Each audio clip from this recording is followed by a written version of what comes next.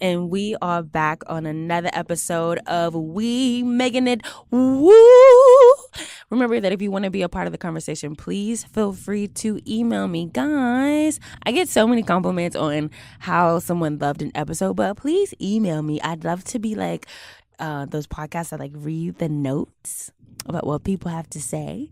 And also, if you don't email me, I always appreciate the love. So if you see me in the street, you see me at, various places, be sure that if you have both good things or constructive feedback, I'm here for it.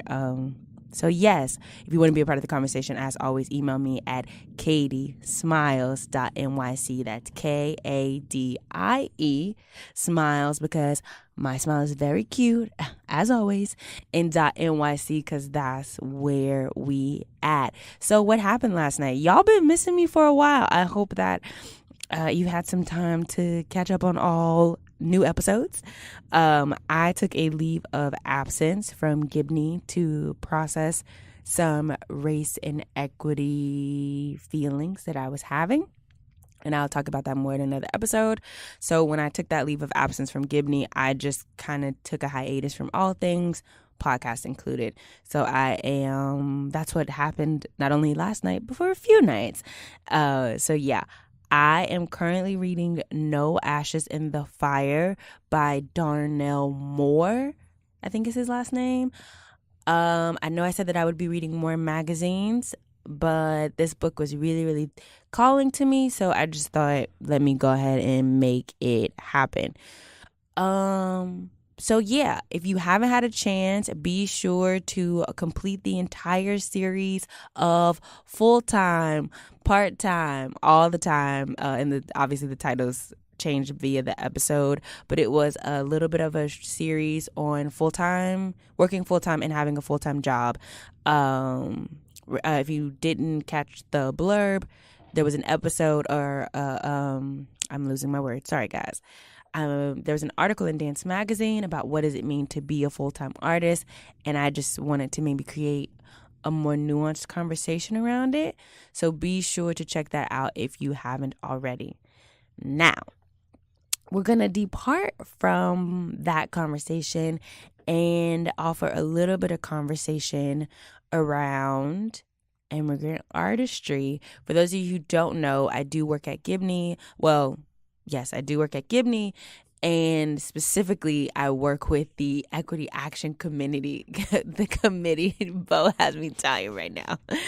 And I'll explain why that's funny in just a second. But in the meantime, Gibney's Equity Action Committee put on an event titled Home Cooked that was focused on immigrant artistry in the city.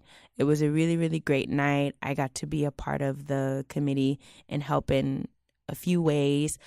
And it dawned on me that I had not explored the conversation in any way. Just like preface, as you guys all know, I'm from Houston, and my relationship to immigrants is I guess one that's elusive, only because like growing up in Texas, specifically where we are, there are so many Hispanics, be they from Mexico, be they from El Salvador. I learned Spanish in elementary school, partially because the neighborhood itself, that was just the demographic.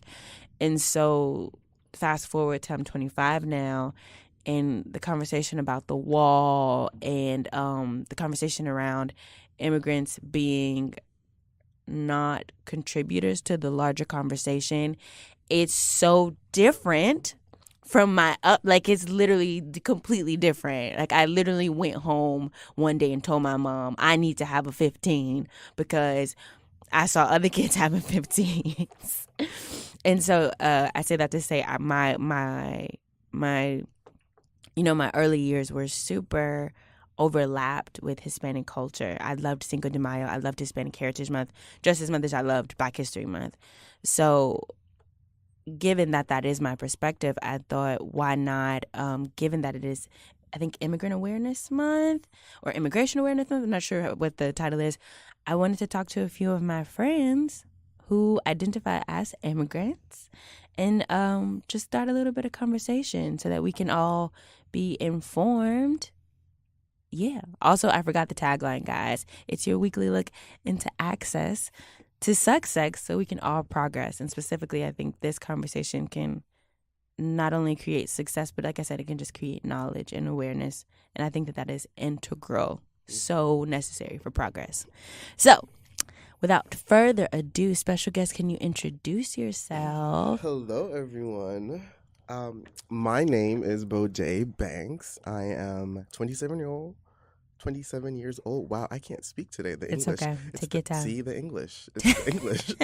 I'm from Belize in Central America, and I've been living in New York off and on for, wow, I have to count. That's another. That's another. I guess another like look into the whole immigrant process because I've been here for so long. Am I still an immigrant? And that actually is my first question. So, you are from Belize. Mm-hmm. So, in terms of immigrant, which if I could look up the definition, how do you define immigrant? And then, yeah, let's start there. How do you define immigrant?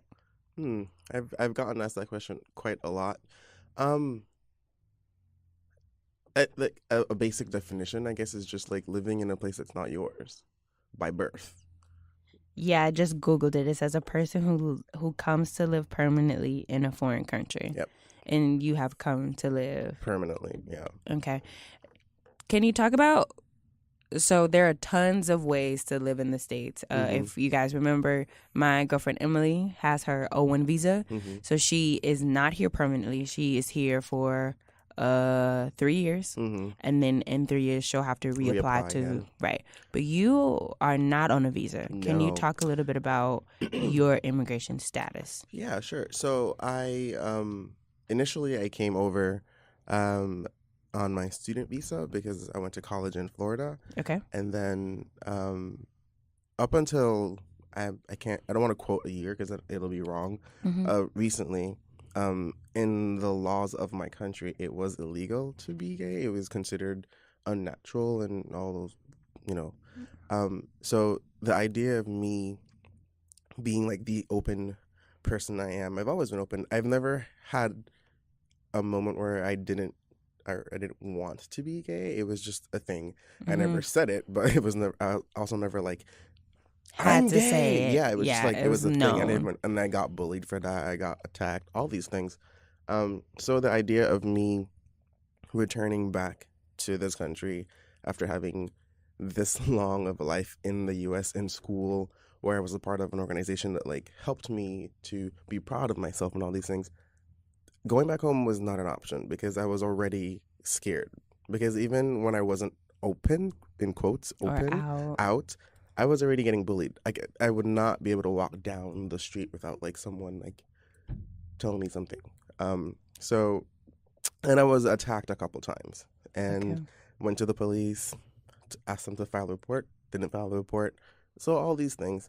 So I then applied for asylum. I went that route. Can you tell everybody who wouldn't know what's asylum? So asylum, political asylum specifically, it's when you seek refuge in a country because it's not safe to go back to your own. And everyone's like, oh, that's the easy route. Actually, it's not. I had to prove to a U.S. judge that I was not safe to go back home. So I had to compile a file that was, I don't even know how. I still have it just in case. I'm never going to give it away, actually. And prove to them that it's not safe for me to go back home. Mm-hmm. So all of the articles that included violence against the LGBT community, violence against myself, right, all these testimonies, people who were around me when I was attacked, I had to reach out to them. I had to reach out to ex-boyfriends because I had to prove. I've also proving that I am gay. Wow. So I had to call my ex-boyfriend, and that was a little awkward. I was like, hey, I know we're not together anymore, but you know my situation. Could you write a letter and then like show pictures of us together? All like several steps. So it was a long process.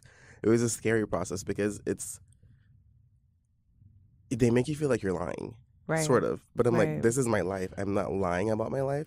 But because it's just so intense, you get really nervous. And of course, my lawyer would sit with me, and she's like, "You're not lying, so relax. Like, you don't have Right. to be so nervous." And it's just like the fact that like if they tell me no, I have to go back home, and that's why I was nervous, and I was not Right. ready to go back home and like get attacked or Right. sit at. And the only other option would be like to sit at home and never Right. leave the house because I'm Right. safe at home, and God knows if I'm actually safe inside my house. So Right.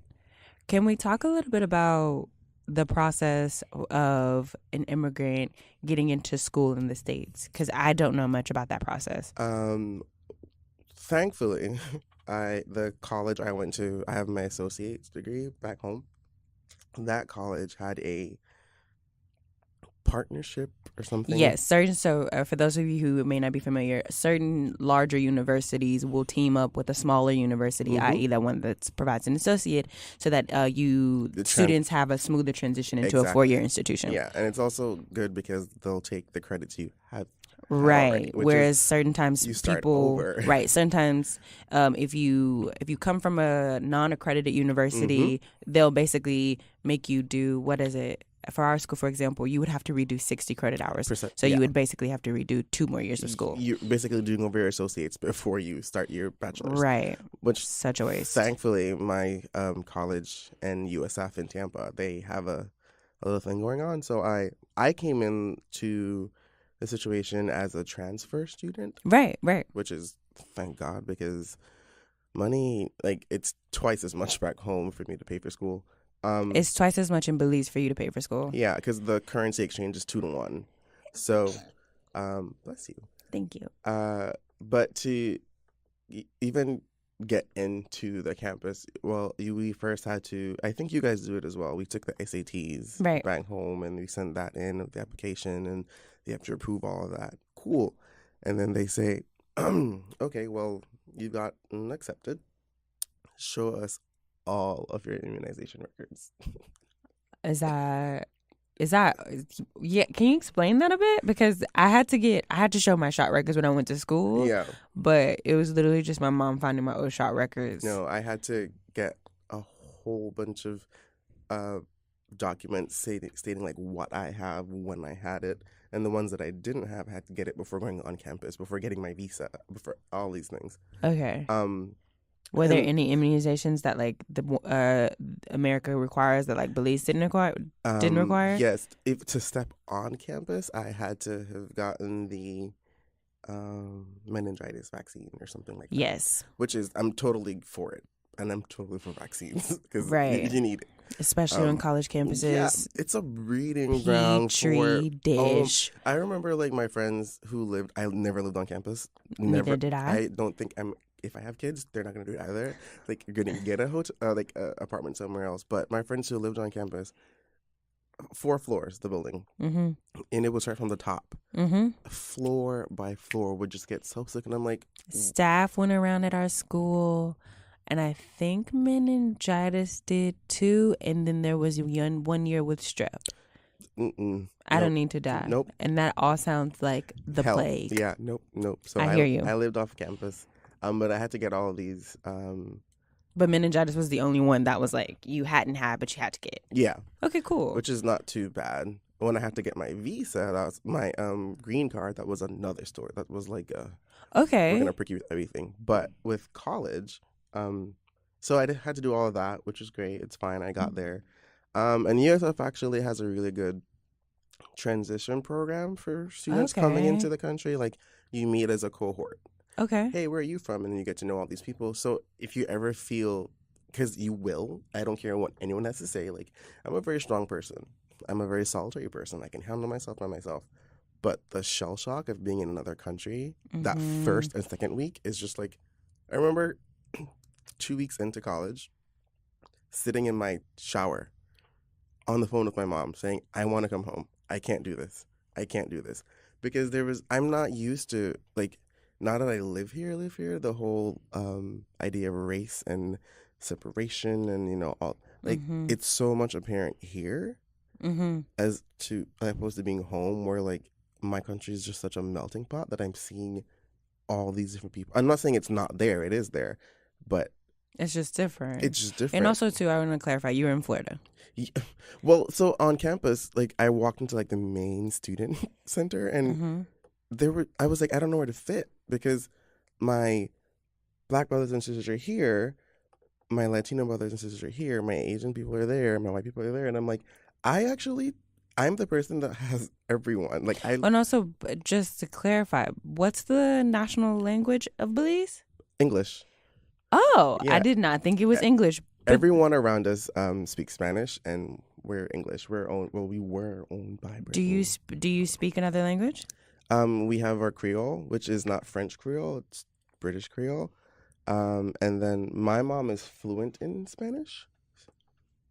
I am fluent in understanding Spanish, Okay. but I can't speak it as well until I'm like thrown somewhere where I need to know, and then it magically comes out, and I'm like, great, I can survive. Okay, so this Cool. is like a strategy. Yeah. Okay, so then do you? And I only bring up the language thing because it seems like your wiring, like your upbringing, has multiple. It's full of multiple groups or multiple ethnicities. Yep. Whereas, like for me, going to school, I knew that like I'm from Texas. Mm-hmm. I went to school in Texas, so the most diversity in terms of like what I would consider ethnic would be like people from Houston versus people from Dallas. And Yeah. if you're aware, then like that's really not diverse. Which is a great segue to like, how did you, given that is your perspective, how did you navigate that space? I've always just been curious about language. Okay. So hearing another language never made me I was like, what? Teach me now. Like, I want to know. Like, even if I'm not understanding, I'm going to listen because Okay. I want to see if I can, like, learn it on my own or pick up some languages. Language and just also something that's not me has Yeah. always made me, like, perk up. Like, Curious. oh, Yeah. what's this? What's this? Interested rather than Weirded out? or maybe felt excluded Yeah. or angered by it Yeah, no. because you don't understand. Yeah. The only time that I was angered by anything that made me feel different was in school, because it's like I don't know where to fit. Right. I don't know which group to go to. Like, am I only allowed to go to my like black friends? If I go to like my Spanish friends who I identify with so much more because of where I grew up. There's so much Spanish culture around me that it's second nature. Do I go to them? And I mean, is it okay for me to? So, like, my first year of being in the U.S., navigating, like, where do I fit was a nightmare. A nightmare. I remember just going home so many days, like, I'm too tired to. And I have really bad social anxiety. And no one knows that because they're like, oh, you're a social butterfly. Put me in a room by myself. I'm going to go in the corner. And I'm going to sit and watch because I don't know, like, Where you to go. I don't know how to speak. It's weird. Like, if I'm comfortable, I will speak to anyone. Front desk job, that's it. I'm good. But, like, I don't know what happens when I'm in that kind of situation. My body and all my functions, like, shut down. And I'm like, Yeah. dude, what are you doing? You can go talk to someone. And Right. like, it's like fight or flight. Yours is just flight. I fly far. That's okay. No, I think that's definitely one way to. That's one way to negotiate that space. Quick question: What did you major in? In dance. Okay, cool. So after the first year ended, you would be going into your senior year. You mentioned that you were in an organization that allowed you some support, but also just some space. Yeah. How was it just that organization that offers support? I guess like what made the difference that last year to kind of make it a little bit easier? My last year in school. My last year in college sucked. I'm not gonna lie. Okay. It's because it was also that was also like, your second year in the States. No, so I did an entire 4 year. Oh. But I came in as a transfer, so I didn't. There's a lot of things that I didn't have to do. Okay. My college. So I mean, maybe I should just like tell you my college life. Sure. I started because I didn't do an entire like full 4 years. Okay. I went to college in 2011. Okay. Stayed there until second year, I think. I don't remember. But then left. I went back home in the summer. Okay. because my mom was like, we don't have the money. Okay. And so I was there and just miserable because I was already starting to feel like I had a life over there and have a life Mm-hmm. here, and the life that I'm living here is just like frustrating because I can't go anywhere, I can't do anything because I don't feel safe. Mm-hmm. Um, but I also like miss my friends. It was just really confusing. And Mm-hmm. then my mom was like, you know what? I'm not gonna be the person that stops this dream for you. So she like put up our house as collateral, and Yeah. like bless her heart because my mom and I like we have a very strange relationship. I love my mom. Um, it doesn't matter what happens. We could have the largest fight, but the minute I'm threatened, she turns into Mama Bear, and everyone is in danger. Yeah.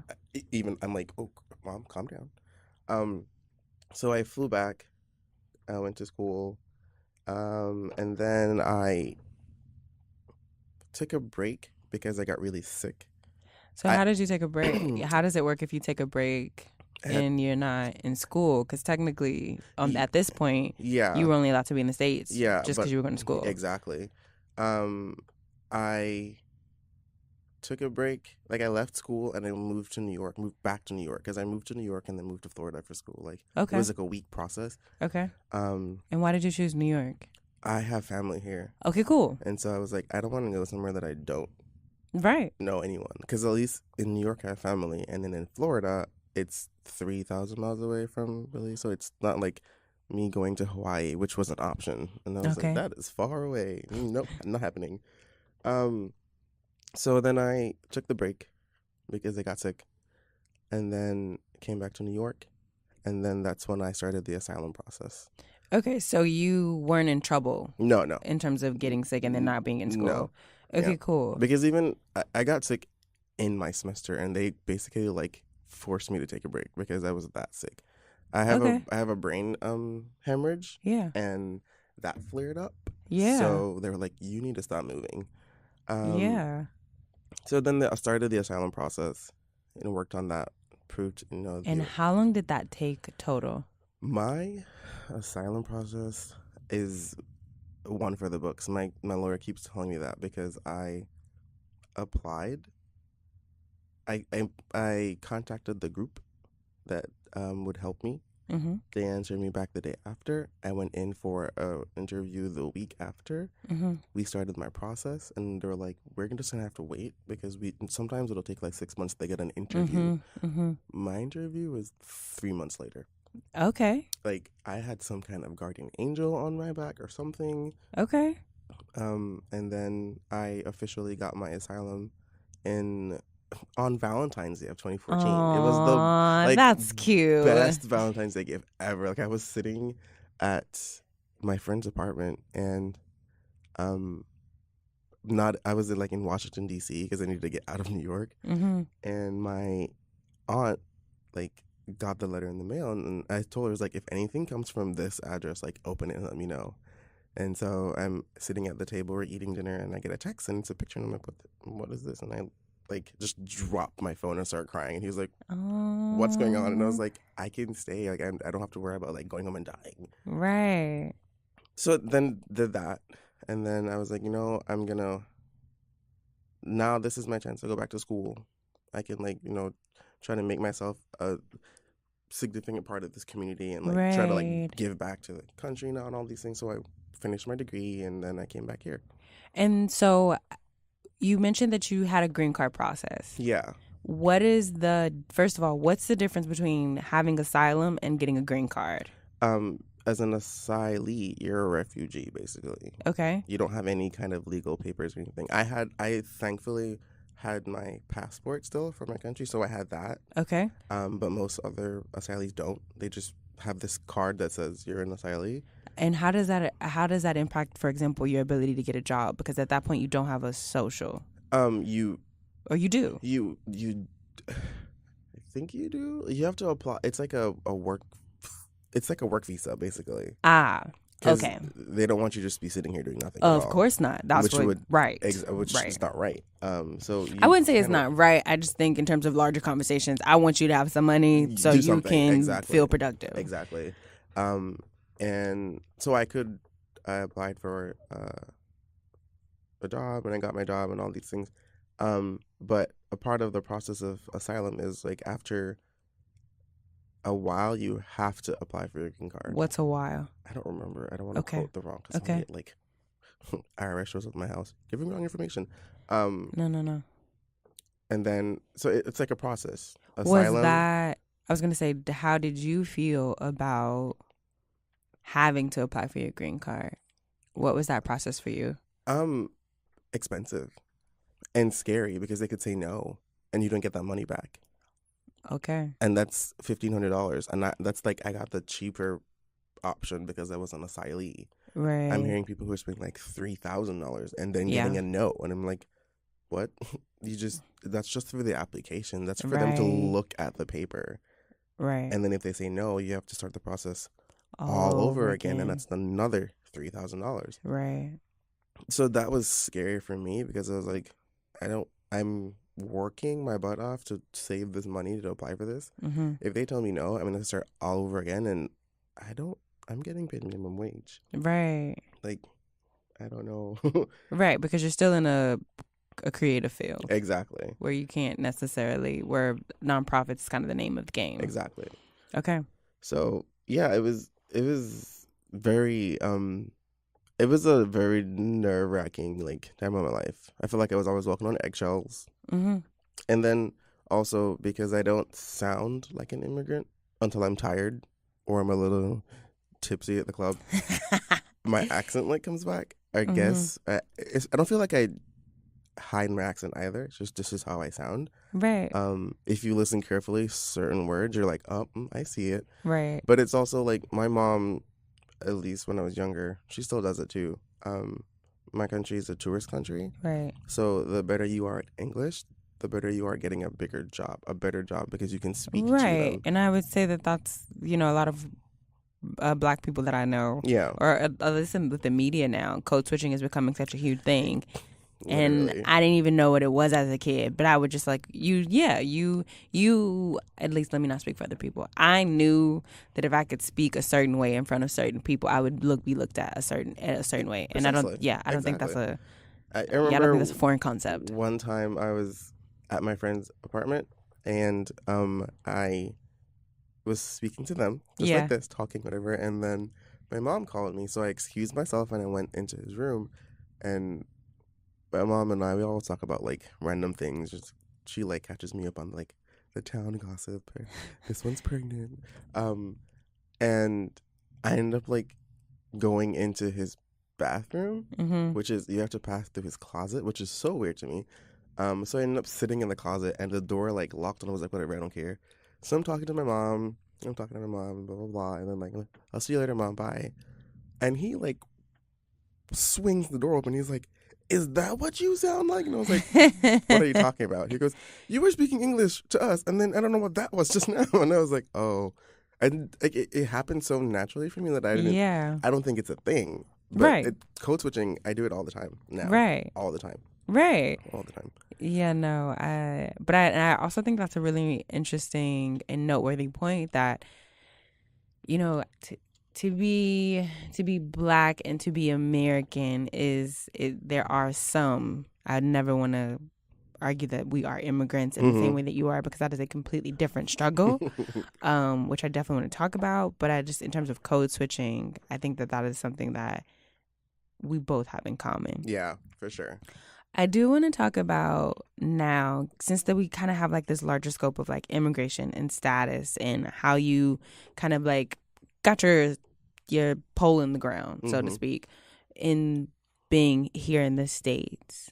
You mentioned in the beginning that it was really, really dangerous given that you do identify as gay. I don't know if everybody knows, but I recently heard about, like yesterday, I heard about the young boy, Nigel Shelby. Shout out to his family and all those who knew him. Not only condolences and peace and just like good energy that way. I know this is not like super tangential to dance, but I do want to talk about this really briefly, or not so briefly. What is your notion of safety? How do you feel, given that now you are a U.S. citizen? No. A green card Permanent resident. a permanent resident, Mm-hmm. and you have cases like a Nigel Shelby, and that's just one to name a few. Yeah. Or that's one out of a few. This topic is such a hard one for me because knowing where I grew up and how I grew up and what I went through, like, I could have been an Nigel, and I almost was because I did attempt, and then that, I was saved. And when I went through that phase for a while. But it's funny because knowing that I'm safer in the U.S. because I have laws and I have organizations that like fight so hard for rights, but then still seeing this happen, it's like, am I actually safe? I know I am because I'm at a point in my life where like you can tell me anything and I'd be like, okay, well, first of all, for you to insult me, you would have to matter to me, and you don't. So you're blowing breeze. But like listening to these kids and like, I kind of just want to like, go to school and just be like, no, you're fine. Like I just want to, I just want to be like a counselor for everyone because I get so scared now because people are so mean for no reason at all. Yeah. No reason at all. Yeah. Yeah. I hear you. Yeah, it's like I'm safe because I'm confident and I know what I want, but like, are kids safe? And I think it offers a really interesting conversation that I'll speak to just a little bit. Like, what is safety? For those who do not know, my family is very, very distant about my relationship with Emily, and that is a choice that they have made. But growing up, I grew up very religious, guys. I was baptized. I sang in the choir. I was very involved from like the age of like kindergarten all the way up to like my senior year of high school. I taught Sunday school. Yes. And I bring up this like notion of what is safe, right? Because I remember distinctly this one particular pastor who back home was giving a sermon, and in the churches that I grew up in, most preachers have like a really strong close. It's like usually a metaphor that like loops in the larger concept of the sermon. And I remember he used a baseball metaphor, and I thought it was so visual. Like, I thought this is such a great metaphor. But he said adultery was on the first plate and something was on the second plate, and homosexuality was on the third, and he was about to make a home run and knock them all out. Yes. Oh, wow. And that's just one particular sermon out of many that I can reference. And I bring that up because, yes, I feel that violence, like physical violence, will not be brought to my body in most areas in New York City. I don't know if I could argue the same thing about Texas, specifically where I was in Houston. And even if physical violence isn't brought to my body, there's a certain amount of like mental labor and emotional labor I have to be in constant dialogue with to negotiate this belief. Because I think for a really long time, and maybe to a certain extent currently, I know that I was raised that the lifestyle that I am living or the person that I'm dating is unsafe. So that, and I bring that up because what does it mean for our kids to be safe in terms of like no one will harm them? And then what does it mean for our minds to be essentially self-deprecating? Yeah. In a way that you can't unwire because, I mean, not to say that you can't unwire, but it almost is innate to who you are because religion was so much a part of like my identity. Yes, like hammered in. And I don't have an answer, but I think it's a really, really interesting concept that you can explore in terms of safety. Yeah, for sure. For sure. So let's segue to how all of this comes up in terms of you being an artist. And if it doesn't, like, is there a lot of correlation? How much do your experiences as an immigrant come into your artistic practice? It does and it doesn't, because it's a part of me. Mm-hmm. So I've never had to force it to come out. Mm-hmm. It's just been You're not like making work about that no, one time, no, and I I'm not. gotcha. Because it's just in the way that I guess see things. I know I see things differently than other people do in this country. Mm-hmm. So using that experience to choreograph something and make work, it's in my nature to do that. Mm-hmm. I don't think I've ever.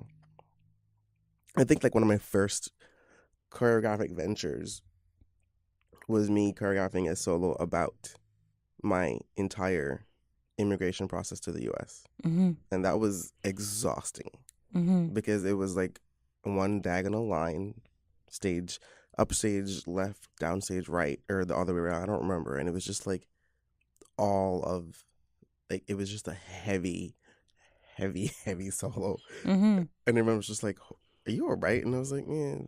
And so I scrapped it. I was like, I don't want that to be what my work is about right now. I'm not ready. I think I wasn't ready for it. Yeah. I was not. I am now because I'm working on a duet with a friend in Florida about, it's called Immigration, Gay Nation. Mm-hmm.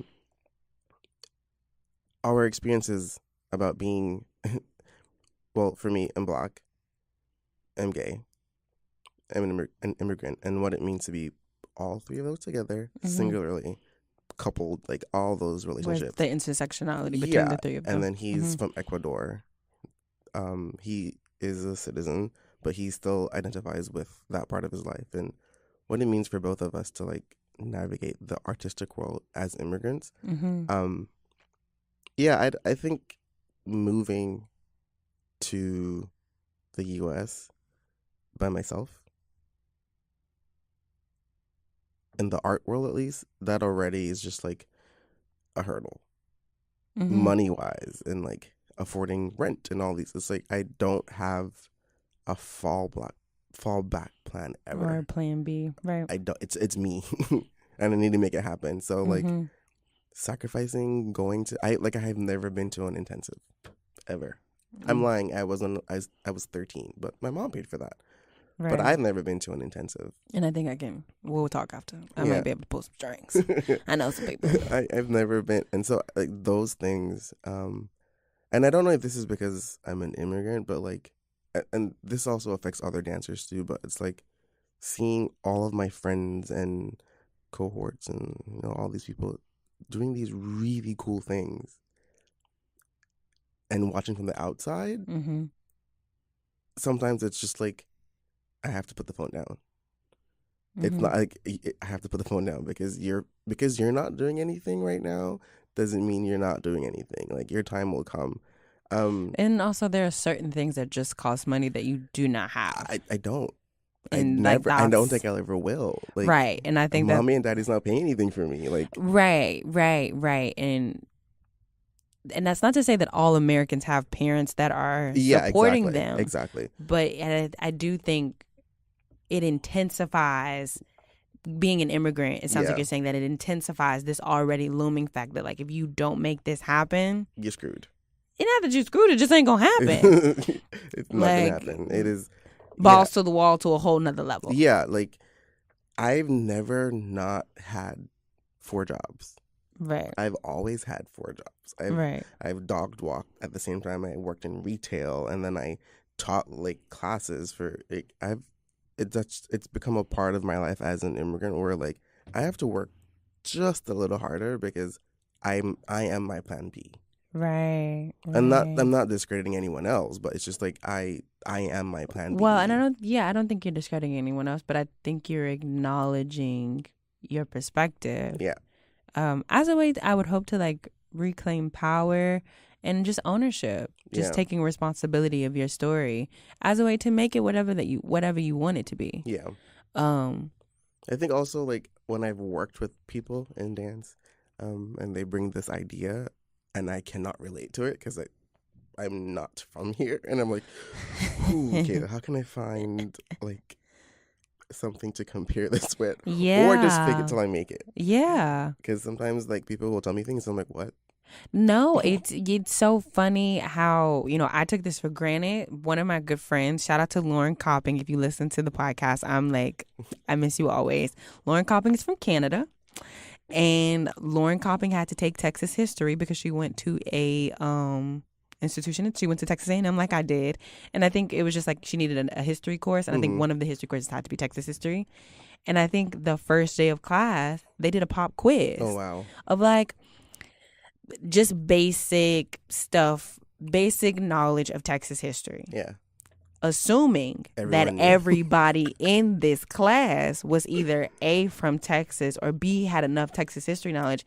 And poor Lauren is she's not even from the States. Yeah. She's from Vancouver. She don't know. She was literally shook. Like something as simple as referring to Indians as Indians versus First Nations, because in Canada they're called First Nations. And she was like, are we talking about people from India? Like... But it's those little things that you, and I'm only referencing that because of like what you're talking about. It's these little things that we take for granted that because we notice. Yeah, that we are from here. I didn't leave Texas for the first time until I was 20. Yeah. Or 21 or 19, something like that. But I went my whole life basically before I really left. Yeah.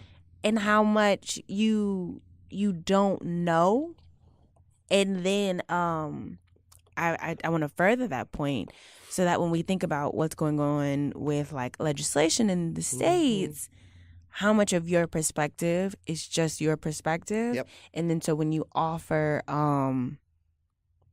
solution to certain problems, you're only speaking for you and you're not speaking for somebody that literally is like, so Indians are people from India. Exactly. No, there's so many things that I notice here that my friends don't. Right. All the time. And I'm like, I'll say something, they're like, I've never thought of that. I'm like, great, that's why I'm here. And the whole like thing about tests, like when I do my citizenship test, I have to answer a basic You already took it, right? No. Oh, yes, because you're still a permanent resident. Right, yeah, right. I have to study and get all these things. But I remember giving I just wanted to see. I gave 4 of my friends the practice test. Yes. And they failed it. Yes. I've heard about this. And I was like, wait. And you're an American. What? It wasn't even, because it wasn't like saying, oh, you're a bad American. But I was like, wait, if they don't know. But that's the point. Shouldn't we all know? Right. Sort of thing. And then I one time got yelled at because they're like, well, if you don't want to do it, then leave the country. And I was like, I'm not saying I don't want to be here. I'm just saying why isn't everyone held to the same standard? Right. Because then to me, it becomes this like, this really, I think, terrible narrative of like, it just so happened that you were born in this country and these are the privileges that you get and you're not aware of them. And that's not, and when you have somebody like you that will literally get kicked out of the country if you don't pass this test, whereas everybody in this country cannot pass this test, there's something wrong. Yeah, just a little bit.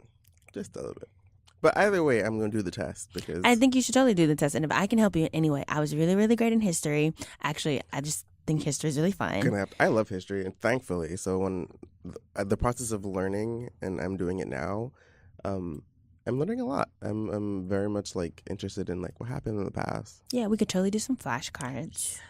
And some Quizlet. Do you remember Quizlet from college? I also used it in high school. So I'm down for the cause. Wow, there was so much to be said. Is there any, I was thinking about this earlier. Are there any like myths about immigration or like what does it mean to be an immigrant that you want to dispel? It's totally cool if you don't. I'm trying to think. Myths? Like what? I don't know. If I know any. I don't know. To be honest, I probably know a shit ton of immigrants, but I don't even know they immigrants. So that's another thing. A lot of us, quote unquote, us, don't say that. Oh. We don't let anyone know. Why not? The conversation is easier. If I'm coming into a room with people and I just look and sound like a normal American, the day goes by easily. If I say I'm an immigrant, where are you from? Are you legal? Like all these questions. Now, especially, is are you legal? Like, calm down. Like I'm legal. Relax. But it's also just like dealing with that every day is exhausting. If I can just go Mm. by without You like don't want it to become like this main identifier of your exactly, identity. I get that. and it is an identifier, but like I'm tired today. Yeah. I don't want to have to talk and explain like my entire life to everyone every minute. Like Right. no. I just want to offer that my girlfriend Emily will say things, and we'll be in like a large company, and I'll be like, "Y'all know she Canadian. She ain't from here." No, honestly, like there are things when I'm with my friends, they'll say things or reference like I'm really bad at social media and pop culture. I haven't. Right, I'm right, I'm right. not It's like stuff a like that, and I'll be like, "Babe, you know this song?" And she'd be like, "No." no. And it's so she's a really little interesting booger because she'll know what I feel like I'm really good at like 90s R&B. Mm-hmm. So she'll know, or like we'll even take it to like even to the 2000s. She'll know an NDRE song, but she won't know a Tyrese song. And I'd be like, How? what? Or like she'll know a Casey and JoJo song, but she won't know something that came around like right around the same time. And I'm like, were you playing the radio selectively? Or did Canada like pick just a few songs that y'all was supposed to get? Like, how did you selectively receive this very basic culture? Well, what I thought was basic, which I Mm, know I have to be aware of my privilege or my my perspective. But that's why I say like, yeah, that's why I say stuff like, she from she's Canada. from Canada. She don't know. Yeah, it's funny because they'll be like, "What rock were you under?" A rock in Belize. Touche. That one, because I don't know what this is. And I do wanna I'd love to hear your perspective on this, but there was recently a conversation where I don't even actually know how it came up, but Emily was like, hey, babe, are there any states in the US that you just refuse to go to? And I was like, yeah. And I just Named a few. named a We're not few. gonna have to. Yeah. Yeah. And just like a quick preface for me, I have an Africana Studies minor, and one of the classes that I had to take outlined the states that had the most lynchings Mm, in like the states that had the highest number of lynchings, because those states are in the SEC, which is the football conference that A&M is in. mm, And that was just like an interesting correlation, but it also I know those schools, so it also just kind of gave me an awareness of like maybe some of the traditions that they have and maybe kind of the history that they're coming from. mm-hmm. And then therefore, that's probably why I won't go there. Emily was like really taken aback because looking at Canada, Emily was born in Ottawa, and she ends up moving to Vancouver when she's about 8. There is no Providence that she will not move to, Mm-hmm. because the history of the Providence is so violent or so unattainable in her mind that she just won't live there. Mm-hmm. But that was my experience. That is my experience as a native Texan, but also an American. How do you access that conversation? I'm still, because obviously I know about slavery, and And Belize was also unsafe too. yeah, it was. But my relationship to slavery is, how can I say this without sounding stupid? Different, No, it is, because you're not from here. and so I'm still navigating the way that my friends here see slavery, and like Mm-hmm. learning about like what happened. And so even like hearing you say that is like, I never thought of it that way. Right.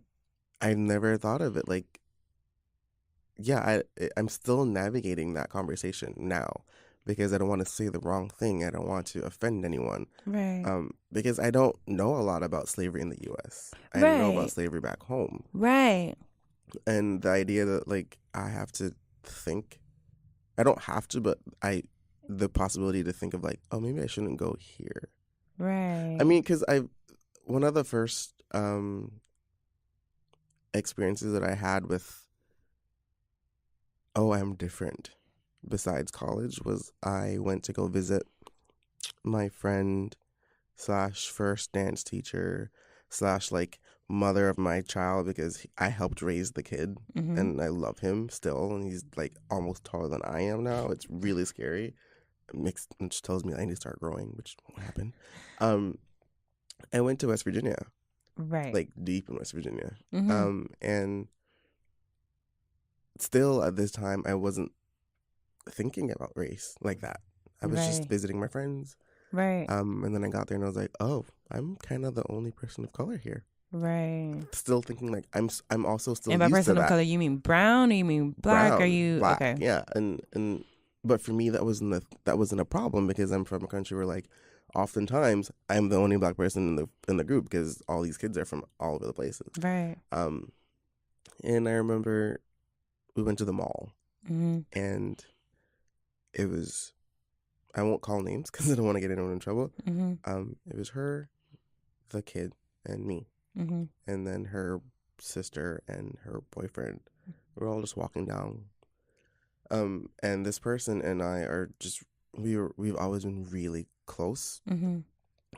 And I'm gay and she's straight, and so like the idea of like her resting her head on me or holding my hand while we walk on the street, she's like my sister. Like I'm not thinking that this is my girl, Right. but she's like my sister. So we're skipping down the street holding hands all the time. Whereas other people looking on Yeah, might think differently. otherwise. And so me and her are walking along, minding our own business, talking, cool. Her sister walks up behind me and goes, let go of her hand. And I was like, what? Let go of her hand. And I was like, why? She goes, look behind you, let go of her hand. And there were a bunch of guys who had like congregated and was watching us. And I was like, oh shit. And that was my first experience of going, oh, whoa, I'm Right. not safe. Like, this is a problem. Like, Right. and that was, I remember that changed the entire trip for me. Like, I didn't want to leave the house because Of I got so course. scared. I was like, I thought this was only in movies. Well, that and like you moved here for safety. Yeah, well, this was before the move. This was like, I was visiting, remember the one intensive I did? Yeah. I went to the intensive and then visited them in their Right. home area. So I wasn't Right, planning but to move here I was yet. gonna say yeah, but that even worsens this idea of a narrative that you've been placed into Mm-hmm. that is not your. Yeah, maybe it is yours, but you didn't self-select that narrative. Yeah. You've been looked at Yep. and Grouped in. grouped into this narrative. Yeah. That was one of the most eye-opening experiences of my life. I was like, oh, this is the thing. It's 20, I don't remember what year it was. I was like, this is still happening. And then like moving back years later thinking, oh, I was so naive because I thought it was like not a problem, and it still is obviously Right. such a problem. And how we like what is the danger of looping and grouping folks that aren't from here into this narrative that is not their experience. Yeah. And and I even offer the question like what is the downfall of being looped into a narrative that you didn't self-select? Yeah. And because I don't want to bring up politics because I know this isn't a political podcast. But that night was the scariest night of my life. Right. When he won. Right. I remember, like, I used to always do like Taco Tuesdays with my friends Yeah. in college, and it was a Tuesday, and so Yeah. we're having tacos, and we're not paying attention because we're thinking this is a joke, whatever. But also like not a joke because I'm like, oh, this is kind of scary. Right. And I remember going home. Like we stopped mid Taco Tuesday, Right. and I was like, I'm going home. I can't do this. I need to go to sleep. If I get up in the morning, it'll be a joke. It's a dream. No. And just, I think for like a week straight, just constant fear. Right. I'm like, the day after, my department shut down. We went to classes, but nothing happened because even the professors are just like, we're just going to take a minute and process. Right. I know a lot, and she goes, I know a lot of you are really scared, and looks right at me, and that was like a trigger. Mm-hmm. I just started crying Mm-hmm. because I'm black, Mm-hmm. I'm an immigrant, Mm-hmm. and I'm gay. Mm-hmm. That's 3 check marks on that long list of check marks to do. Like, that's a lot. Mm-hmm. So I was like, am I safe now? Right. And then I was like, am I? Because a lot of things are happening, and even now I'm seeing a lot of things. It's like people are having like the permission to do things now, and I'm like, so am I actually safe here now? Yeah.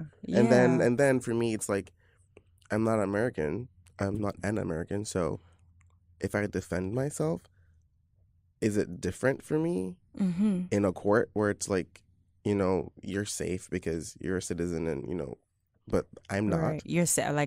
What does it mean? Your safety looks completely different because Yeah, because I don't have any rights this here. isn't your home. Yeah, exactly. I don't have any rights. Which is also loaded. So there's all this. It's navigating daily here is sometimes a little tired. Yeah. I just stay at home and just avoid. And I do. A lot of people have asked me, because I've traveled to Canada a few times with Emily, like, Katie, what does it mean to live in America right now? And I just want to offer, being from Texas, living in New York City is an experience on its own, because my notion of home is, being from Texas is a completely different narrative than being from New York City. Mm-hmm. And so to clarify that, in some ways it's quite similar to what I feel like I'm having to clarify with, Trump running the country. I will say, though, I started my podcast when President Trump was in. And I, and I met Emily, who is an immigrant, and I had to support her through, and I didn't even have to. I wanted to support her through her O1 status. So I just want to say that I'm super grateful that as soon as maybe I felt unsafe, I was pushed into New York City, where not only I had support to maybe have the conversations, but also have like people like you and Emily who are just willing to educate me, because it's just not a narrative that I know. Yeah. And I hope that above all, we can walk away feeling that we can define what our safety looks like. Yep, for sure. Because that's super important. So we only got a few more minutes left. Where can the people find you, Bo? If you want to find me, you can catch me. You can catch me. My Instagram is at Beauzey, BEAUZEY. Ask me any questions. It's not private. What else should I give them? This duet, will it be showing anytime soon? Sorry, the idea of making work sometimes scares me. Do your thing. The duet, we're still working on what we're going to do with that, because he lives in Florida. Right. And I live here. Yeah. So we're also using that as a part of the duet, what it means to choreograph. Across state lines. So that I'll have to get back to you with. Yeah. But I'm hoping to show it soon, or at least show my part of the work sometime in New York. There's a lot of things happening in the summer. Okay. I have a lot going on, apparently. Okay. I'm a little What's excited. What's going on besides this duet? Right now I'm working and collaborating with the Nash Conspiracy. Okay. My friend Rosie D'Angelo.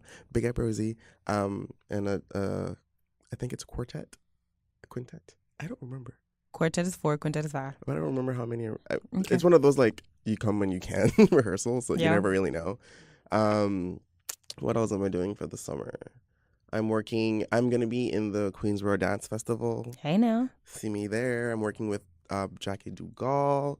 And also I just did my first commercial gig. Big up to Brett and Brian. I was working with her and Burton Follies. So I'm hoping to get into that world with the cabaret, burlesque, all that nice stuff. Okay. Yeah, so there's a lot going on this summer. I'm trying my best to not be in the house this summer. Okay.